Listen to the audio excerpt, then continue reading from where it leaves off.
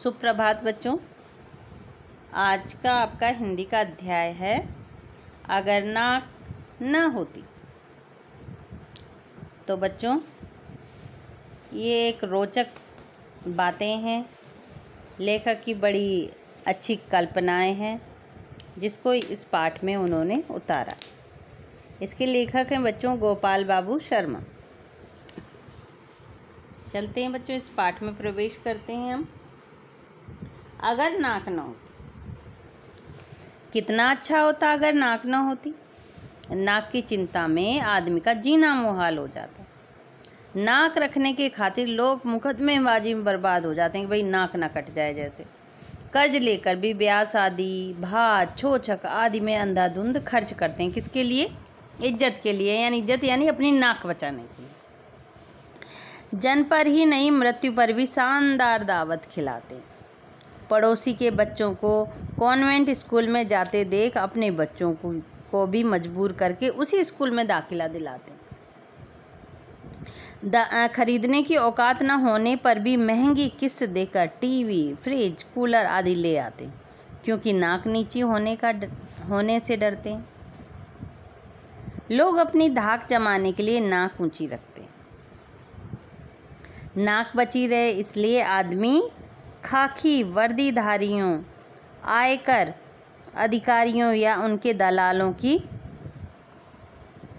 पत्र पुष्पम से पूजा करता। पत्र पुष्पम का बच्चों मतलब जानते हो? रिश्वत देना।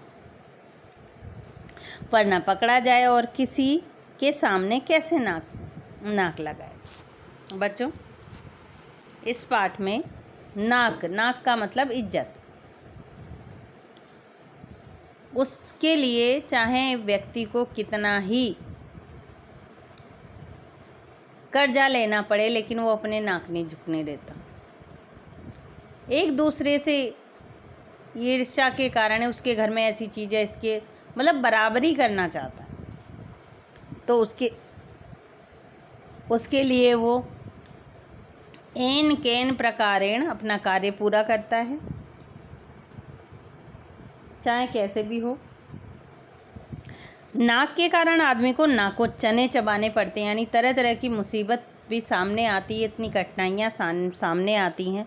नाक बड़ी जल्दी कटती है और प्रायः बिना किसी हथियार से ही कट जाती। हथियार की बच्चों ज़रूरत नहीं होती। आदमी की अपनी नाक के साथ खानदान की नाक भी जुड़ी रहती है, यानी परिवार की नाक भी जुड़ी रहती। कभी ऐसी वैसी बात हो जाए, लड़का घर से रूठकर भाग जाए, तो अपनी ही नहीं पूरी खानदान की नाक कट जाती है, नहीं पूरी खानदान की इज्जत उतर जाती है। यह भी एक मनोवैज्ञानिक बच्चों सत्य है कि जिनकी नाक कट जाती है, यानी जो खुद नकटे होते हैं, तो दूसरों को भी नकटा देखना चाहते हैं, यानी खुद की तो इज्जत नहीं है तो दूसरों की भी बेइज्जती करवाना चाहते हैं। मान न मान मैं तेरा मेहमान की तरह जुखाम आकर पसर जाता है, यानी जैसे मेहमान कभी भी आ जाते हैं, उसी तरह से जो जुखाम है वो कभी भी आ जाता है और नाक में दम कर देता है, परेशान करके रख देता है। नाक तब तक बुरी लगती है जब वो किसी शुभ कार्य के वक्त अनावश्यक छींक मार देती है। वास्तव में नाक और छींक दोनों सहेलियाँ हैं, पर लगातार लोग उन्हें अकेली ही देखना पसंद करते हैं। मतलब छींक पसंद नहीं करते। छींक का मतलब कहते हैं कि बुरी चीज़। एक तरफ लोग छींक की वजह से छींकों की वजह से झींकते हैं, तो कुछ लोग नाक में फुरोरी डालकर नस्वर सूंघकर जानबूझकर छींकते हैं। नस्वर माने एक सूंघने की चीज़ है, उसको जानबूझ के नाक में डालकर छींकते हैं, जिससे कि नाक साफ हो जाए। इसके अलावा बच्चों जब आदमी का बुरा वक्त आता है या उसे किसी से कोई काम करवाना होता है, तब वो सारी हैकड़ी भूल जाता है तथा एक बार 1000 बार नाक रगड़ता है, यानी बार बार उससे कहता है कि हाँ ये काम कर दो, चाहे कितनी भी हेकड़ी हो, कितना ही बड़ा आदमी हो, लेकिन यदि उसे किसी भी आदमी से अपना काम निकलवाना होता तो 1000 बार उसके सामने हाथ जोड़ता है। जब कोई गलती हो जाती है तब भी आदमी को अपनी नाक रगड़नी पड़ती। जिन लोगों में ईर्ष्या, बदले या ईर्ष्या की भावना होती, वे भी अनेक मौक़ों की तलाश में रहते कि कब कैसे किसकी नाक रगड़वा दें। यानी ऐसी उसमें रहते हैं कि कब किसकी बेइज्जती कर दें।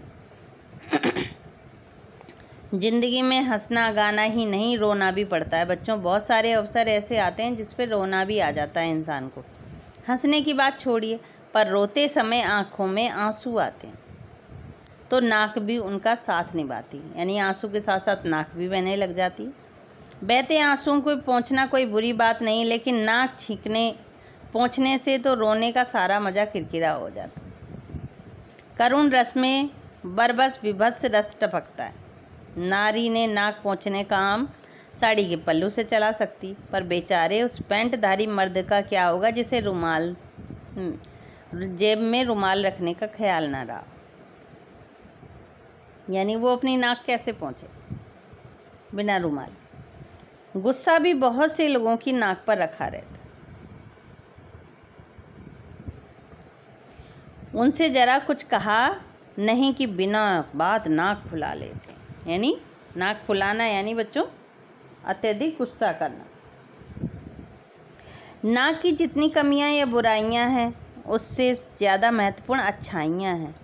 इसलिए जिनकी नाक नहीं होती वे भी नाक लगाते हैं, भले ही इस बात पर कोई दूसरा नाक वो सिकोड़े तो सिकोड़ता रहे। वो भी नाक लगाना यानी वो भी अपनी इज्जत बनाना चाहते हैं।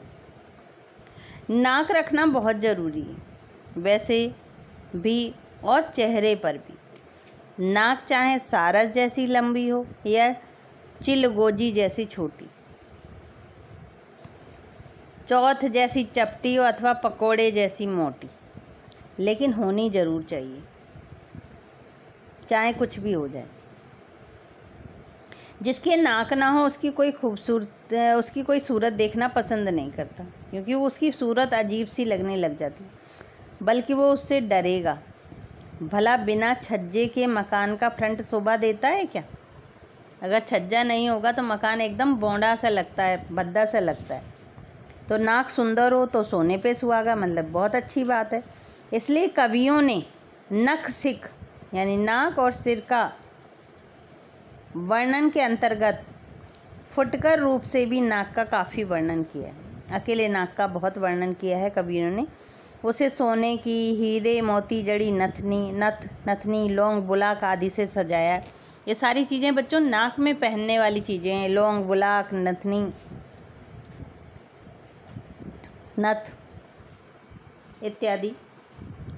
मध्यकालीन काव्यों में नायिकाओं की नाक के लिए बहुत सी उपमाएँ दी हैं, बहुत सी तरह से सुशोभित किया है कि नाक को चंपा की कली जैसी, तिल के सुगंधित फूल से निर्मित और तलवार की धार से बढ़कर बताया गया है, यानी तीखी नाक बताया गया है।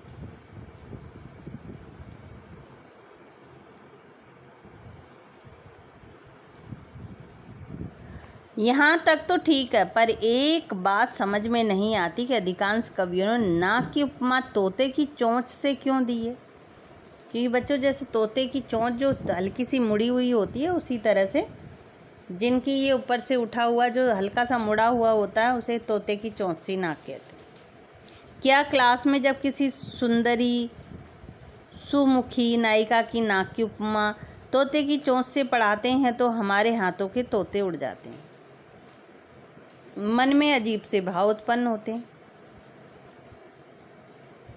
उमड़ जाते हैं। सोचने की बात है कि ऐसी नाक किसी चेहरे पर 4 चांद लगाएगी कि दीवार में ठुके और उल्टे हुक भी नज़र आएगी।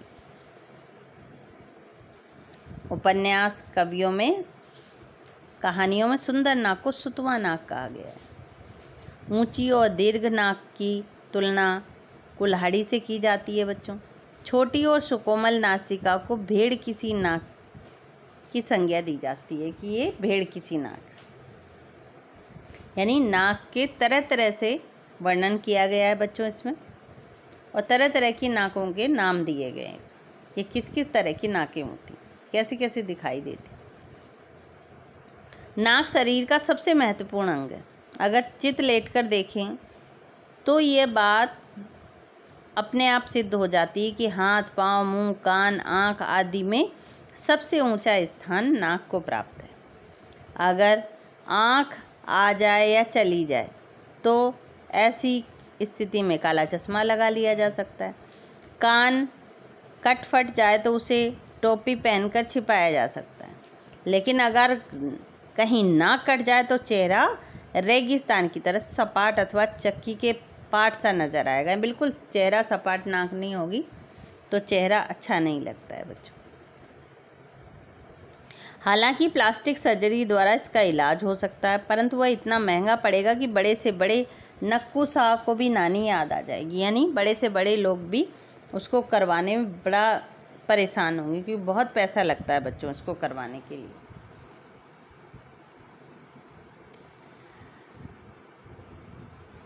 आँखें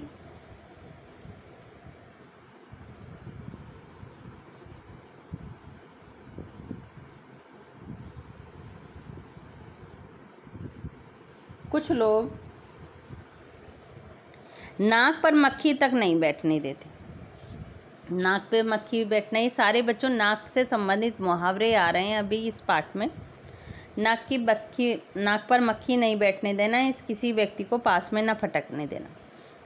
बहुत से लोग ऐसे भी होते हैं जब वे कुंभकर्ण की भांति सोते रहते हैं तो उनकी नाक नक्कारे सी बजती है।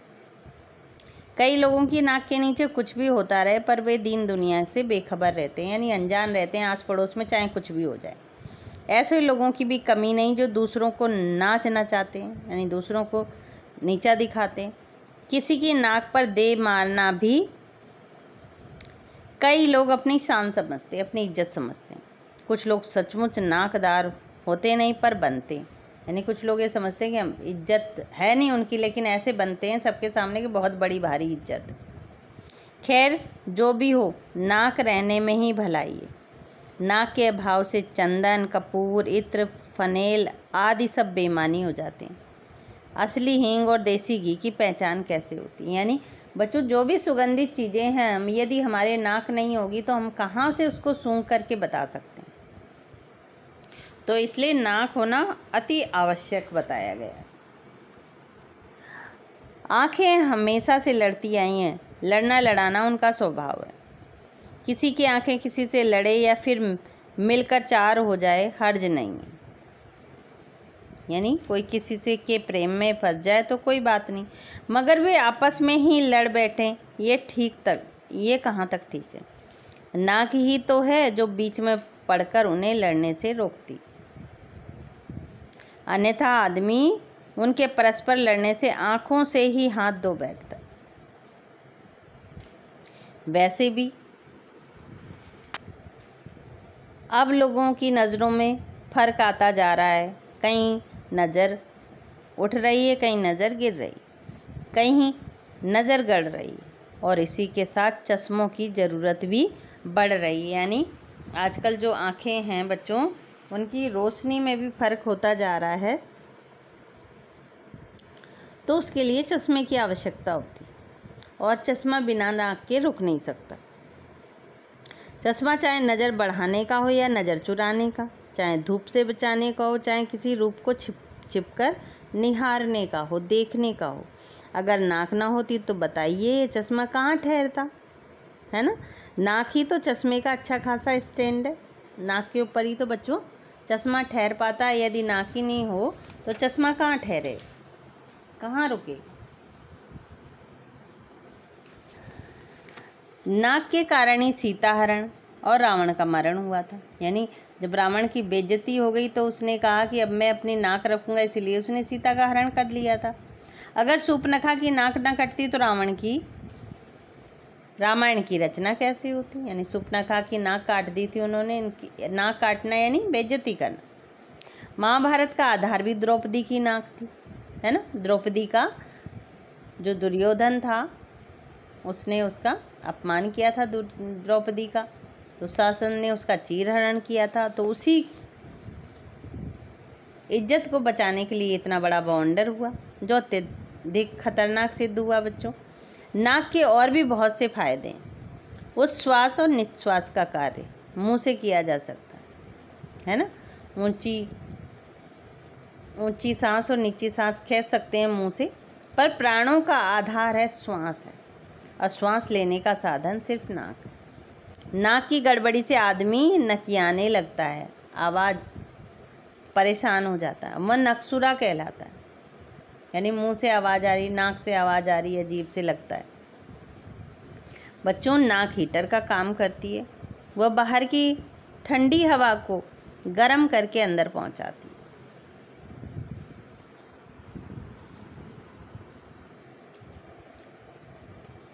और ठंड लगने से बचाती है। आजकल पर्यावरण प्रदूषण जोरों से है। वातावरण में व्याप्त प्रदूषण को फेफड़े तक जाने से नाक ही रोकती है। नाक में उगे बाल बच्चों छन्ने और झाड़ू का काम करते हैं, जिससे कि जो कचरा है उनमें हल्के हल्के से जो रुएं होते हैं उससे वो हवा छन कर के अंदर जाती है। जिस प्रकार सिंगट्टा दिखाने, आँख दिखाने, दांत दिखाने, पीठ दिखाने आदि के मुहावरे प्रचलित हैं बच्चों, दुर्भाग्यवश कहें या सौभाग्यवश नाक दिखाने का कोई मुहावरा नहीं, लेकिन नाक से संबंधित बहुत सारे मुहावरे। तो बच्चों, इस पाठ में हमने नाक से संबंधित हास्य विनोद के बारे में पढ़ा कि नाक ना होती तो क्या क्या होता, और नाक होती है, नाक को बचाने के लिए लोग क्या क्या करते हैं। तो इस तरह से बच्चों ये आपका अध्याय समाप्त होता है।